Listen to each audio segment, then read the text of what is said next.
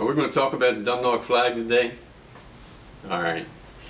Dundalk Flag was originated, or the idea of it came from Senator Roy Neville Stanton in 1967.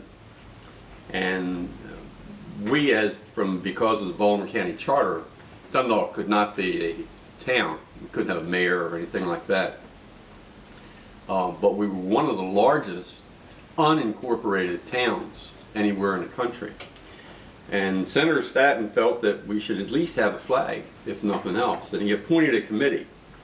Consisted of Kimball Elke, Joe Merritt, Cy Rovecamp, Calvin Hunter, Margaret Steele, Mary Hicks, Mitzi Seaman, and Sid Webster, to come up with a flag for Dundalk. And the committee came up with a pretty unique idea.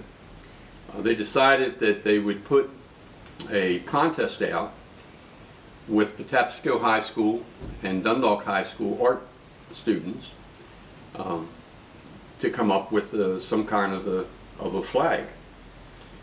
And the winner was Janet Forte from Dundalk High School. And as such, she was presented with a scholarship and a flag by Senator Stanton. The Dundalk flag was designed with green in the upper right corner with an Old English D. Now, the original design that Janet Forte had come up with had the word Dundalk spelled out. However, it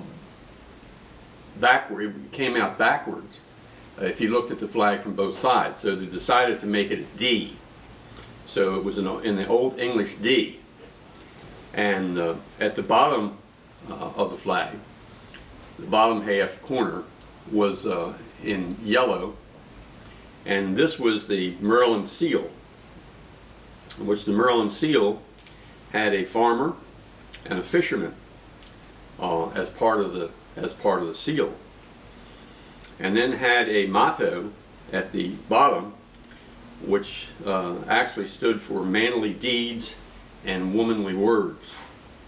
The flag colors were chosen green and gold, and probably because green and gold had been historically that of the various Dundalk schools, and at least prior to 1926. And why it was part of the Dundalk schools, I assume that it was because of the County Louth in Ireland, which was the home of Dundalk namesake, and as such they just adopted the green and gold, which is about the same hue as that in the flags. The Dundalk flag, upon the request of Senator Stanton, was established, and the American Legion had one made a year later and has been carrying it in every parade, and every Dundalk parade, since 1969. In 1983, the Dundalk flag came out of storage to take its place as symbol of a proud Dundalk community. Dundalk Post 38, the American Legion, also made arrangements to have 500 4x6 flags to be utilized at the Dundalk Heritage Fair. So that's the story. Just a sidelight is that Senator Stanton remained as Senate Majority Leader in the legislature of Maryland for many years, and mostly throughout the 70s. And he had a very storied career in Maryland politics, starting as the Depression-era chauffeur of Governor Albert C. Ritchie, and rising to become Majority Leader and power broker for figures such as Governor Mandel.